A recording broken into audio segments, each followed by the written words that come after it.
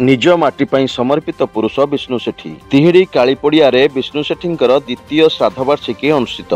दिवंगत पूर्वतन विधायक विष्णु सेठींकर जन्ममाटी तिहिडीर कालीपड़िया तांकर द्वितीय श्राद्धवार्षिकी अनुष्ठित हो जाइछि। ओडिशार मान्यवर मुख्यमंत्री मोहन चरण माझी मुख्य अतिथि भाव में स्मृतिचारण सभारे जोगदे से किपरि जड़े बलिष्ठ सारस्वत साधक सहित दक्ष राष्ट्रवादी समाजसेवक थिले ताहा प्रकाश करथिले। एवं 1995 मसीह भारतीय जनता पार्टी जातीय काउंसिल सदस्य एवं राज्य दलित मोर्चार उपसभापति भाव मनोनीत हो जातीय स्तर रे निजर स्वीकृति आनी पारिथिले। 2000 मसीह चांदबाली निर्वाचन मंडली निर्वाचित हो विधान विष्णु सेठींकर द्वितीय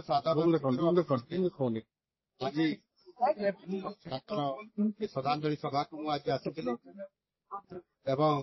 स्मृतिचारण आज ये परिवार सुखद पाई विष्णु बाबू एकाठी बस कम कर सुगत पाई दायी साहित्य दुई जन जाक दुई दुई थर एका संगे विधायक थिबा समय समृद्ध ओडिशा गठनर परिकल्पना को नहीं दुई जनक मध्य होइथिबा आलोचना प्रस्तावना परामर्श योजना आदि संबंध में मुख्यमंत्री स्मृतिचारण करथिले।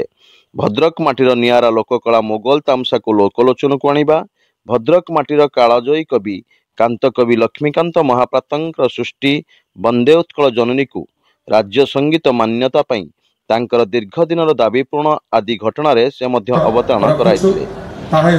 स्मृति कविता संकलन कवितारे कवि विष्णु सेठींकर कालजयी जुगलंघी कविता गुड़िक अनेक वक्तांकर तुंडर भाषा होइछि सारस्वत साधकंकर हृदय अभिव्यक्ति होइछि जाको आमे लोकार्पण करूछु। आपण मानकर करताली सहित ए मुहूर्त को स्मरणीय रखिबो वरेण्य अतिथि को साधुवाद देउछु एवं समस्त सहयोगी बंधु मान को मंचर मेलानी देवा पूर्वक या परे आमे अनुरोध करिबो राज्यर 4.5 कोटी जनता हृदय रे विष्णु सेठी स्मृति सांसद आनुकूल्य अनुष्ठित महार्घ्य कार्यक्रम रे अन्यतम सम्मानित अतिथि भाव में उपमुख्यमंत्री कनकवर्धन सिंहदेव बीजेपी ओडिशा प्रदेश प्रभारी विजयपाल तोमार सिंह राज्य सभापति मनमोहन सामल जंगल परिवेश और जलवायु परिवर्तन विभाग मंत्री गणेश राम सिंह खुंटिया भद्रक सांसद अभिमन्यु सेठी प्रमुख जोगदे जनजीवन सहित आत्मीयता निभाइबारे विष्णु सेठी किपरि सफल पुरुष थिले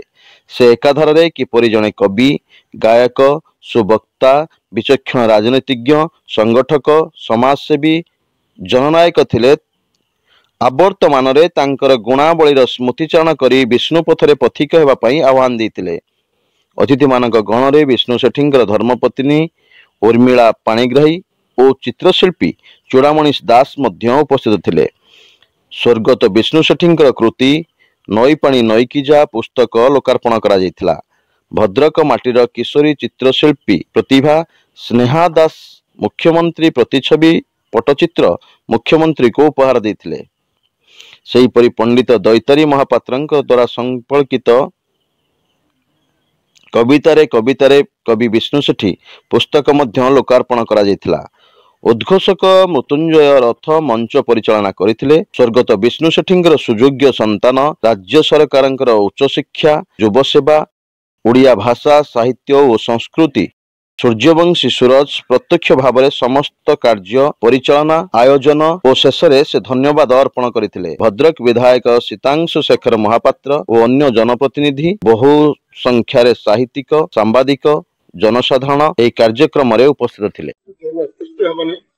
विधानसभा को प्रतिनिधित्व करुछन्ते दल को तृणमूल स्तर सुदृढ़ कर गढ़ी तोड़ार अवदान अतुलनीय। विष्णु बाबू जड़े खटिखिया गरीब निष्पेषित अवहेलित वंचित वर्गर प्रतिनिधित्व कर स्वर को विधानसभा हो राजरास्ता हो प्रशासन पाखरे शाणित कर रखी न्याय प्रदान करुले से एकाधार जड़े सारस्वत साधक एक बहुमुखी प्रतिभा तार ଆଜି ତାଙ୍କରି ଦ୍ୱିତୀୟ ପଦବର୍ଷକରେ ଆମେ ସମସ୍ତେ ତିହିଡ଼ିରୁ ଅଭୟପତିଙ୍କ ରିପୋର୍ଟ, ସ୍ୱତନ୍ତ୍ର ଓଡ଼ିଶା ଲାଇଭ୍।